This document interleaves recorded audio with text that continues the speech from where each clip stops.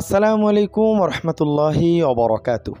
প্রিয় ভালোবাসার মানুষ সকল, দেশ এবং দেশের বাহিরে যে যেখান থেকে আজকের এই গুরুত্বপূর্ণ প্রতিবেদনে ক্লিক করছেন, সকলকে জানাচ্ছি আন্তরিক শুভেচ্ছা এবং অভিনন্দন। প্রিয় দর্শক মণ্ডলী, আজকে আমরা অনেকগুলো বিষয় নিয়ে কথা বলবো।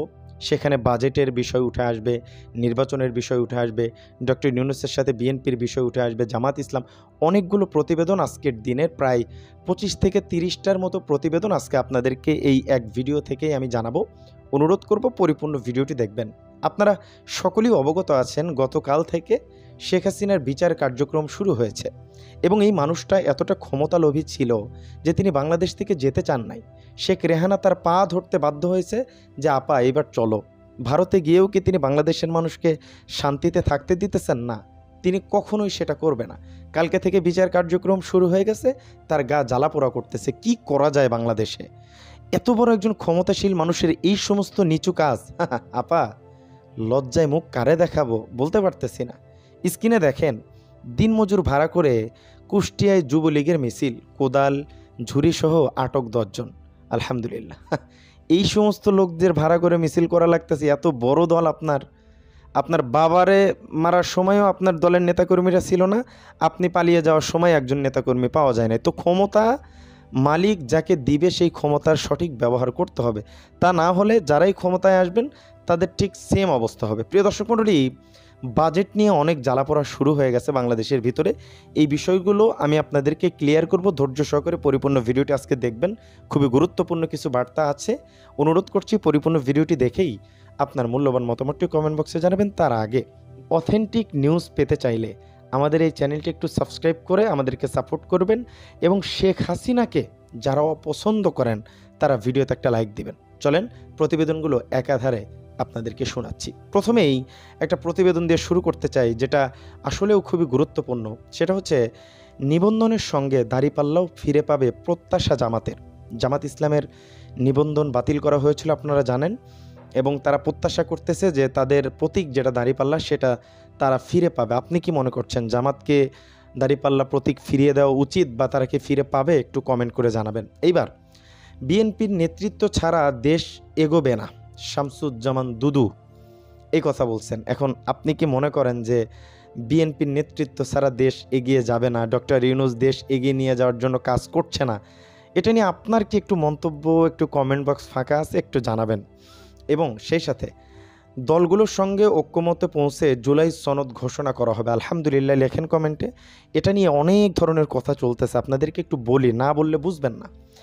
এই যে একটা পায়তারা চলতেছে, এই জুলাইকে একটা সন্ত্রাসী আখ্যা দেওয়ার চেষ্টা করা হচ্ছে।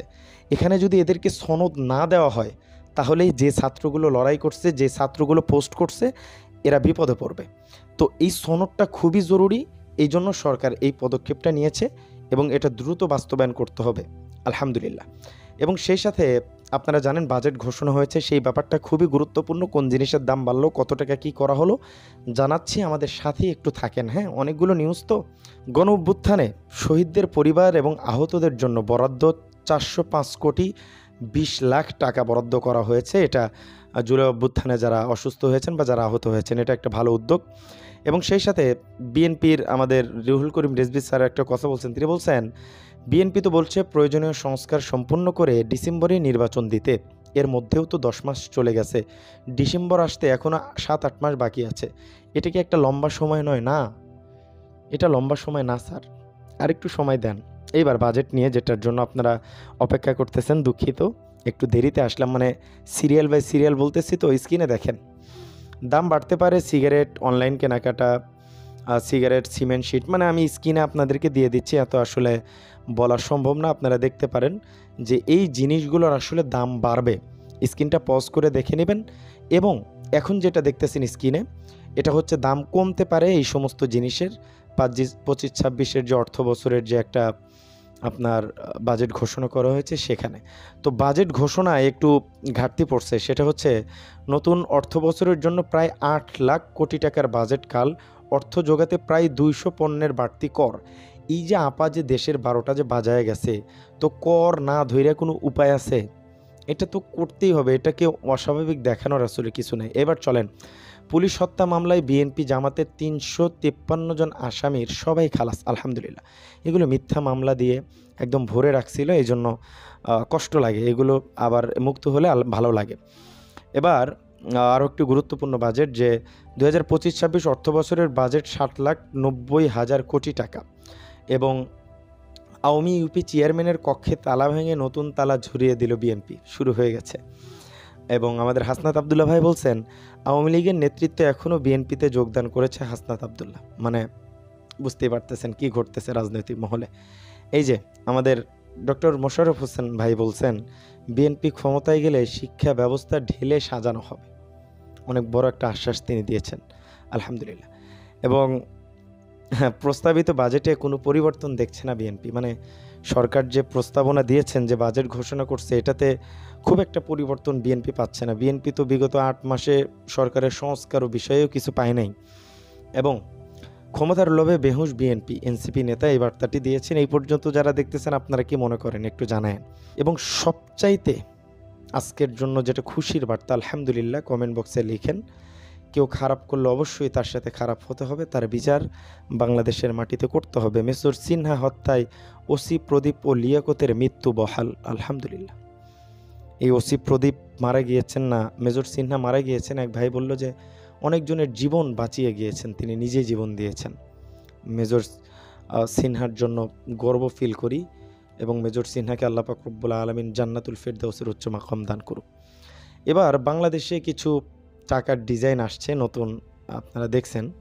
তো এবার আরও একটা যে বিষয়টা আপনাদেরকে জানাবো, যে অন্তর্বর্তীকালীন সরকারের প্রধান উপদেষ্টা তিনি বলছেন, আমি সারা দিনে যত মিটিং করি সবচেয়ে বেশি আনন্দ পাই যখন আপনাদের সঙ্গে এরকম বসার সুযোগ পাই, আলাপ করার সুযোগ পাই, কারণ এখানে সবাই মিলে বাংলাদেশের প্রকৃত ভবিষ্যৎ রচনা করা হচ্ছে। আমাদের রুমিন ফারহান আপা একটা কথা বলছেন, এই কথাটা আপনাদের বলতে ভুলে গেছি। সেটা হচ্ছে, তিনি বলছেন, আমি জানি না এনসিপির কোনো গণতন্ত্র তৈরি হয়েছে কিনা। আমরা তাদের রাজনীতি বলতে যা দেখছি তা পুরোটাই আওয়ামী লীগ কেন্দ্রিক। আওয়ামী লীগ ব্যান করো, আওয়ামী লীগ নিষিদ্ধ করো, এটাই তাদের মূল কথা। এর বাইরে তারা মানুষকে কি দিবে আমরা জানি না। চিন্তা করেন রুমিন ফারহান আপা, এটাই তো মূল দাবি।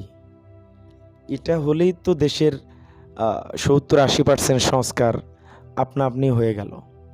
তো এই জিনিসটা করতেছে, এটা নিয়েও আপনাদের প্রশ্ন, মানে বুঝি না আপনারা আসলে কি চান, এটা খুলে বলেন, বুঝি না। আওয়ামী লীগকে পুনর্বাসন করতে চান, করেন, ক্ষতি তো আপনাদের। আমরা সাধারণ জনগণ কি, আমরা তো যে টাকা দিয়ে কিনে খাই তার থেকে 10 টাকা বেশি দিয়ে কিনে খাবো, এটাই তো। তো যাই হোক, এই যে বাজেটে একটু বাড়ছে, দেখবেন বিএনপির নেতাকর্মীদের কথা বলার স্টাইল চেঞ্জ হয়ে যাবে।